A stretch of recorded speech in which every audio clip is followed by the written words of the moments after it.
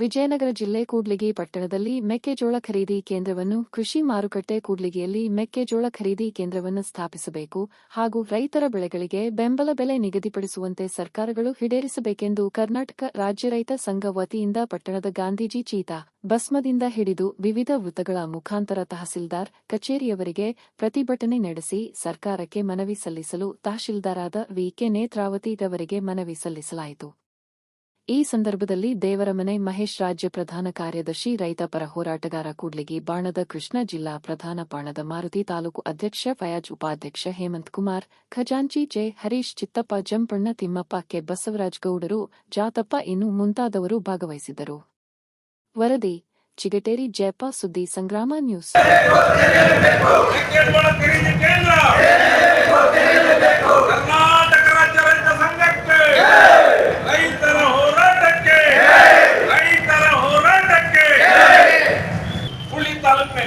ಆ ಮೆಕ್ಕೆಜೋಳನ 50 ಕ್ವಿಂಟಲ್ ತಗೊಳ್ಳಿಕ್ಕೆ ಮೊನ್ನೆ ದಂಡಾಧಿಕಾರಿಗಳು ನಮ್ಮ ಕೂಡ್ಲಿಗಿ ಕೃಷಿ ಮಾರುಕಟ್ಟೆಯಲ್ಲಿ ಕರಿಬೇಕು ಖರೀದಿ ಕೇಂದ್ರ.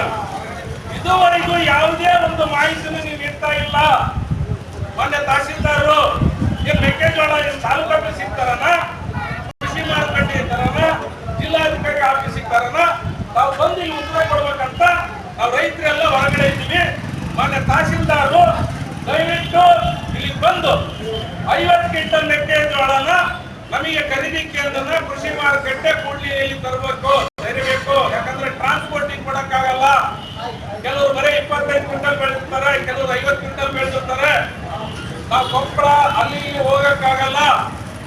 ನೀವು ಇಲ್ಲಿ ಕೃಷಿ ಮಾರುಕಟ್ಟೆ ಕೂಡ್ಲಿಗಿಯಲ್ಲಿ ಮೆಕ್ಕೆಜೋಳ ಖರೀದಿ ಕೇಂದ್ರ 50 ಕ್ವಿಂಟಲ್ ತಗೊಳ್ಳಿಕ್ಕೆ ತೆಗಿಲಿಲ್ಲ ಅಂದ್ರೆ ನಾವು ನಿಮಗೆ 2 ದಿನ ಗಡುವು ಕೊಟ್ಟು ಇಲ್ಲಿ ಧರಣಿ ಕುಂದಿರ್ಬೇಕಾಗತ್ತೆ.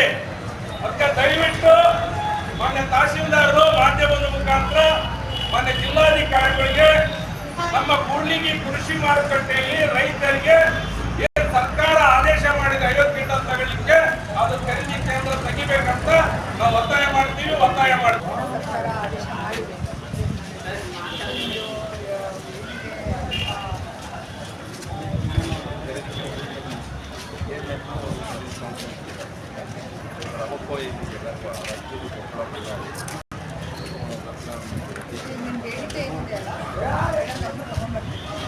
What is going on?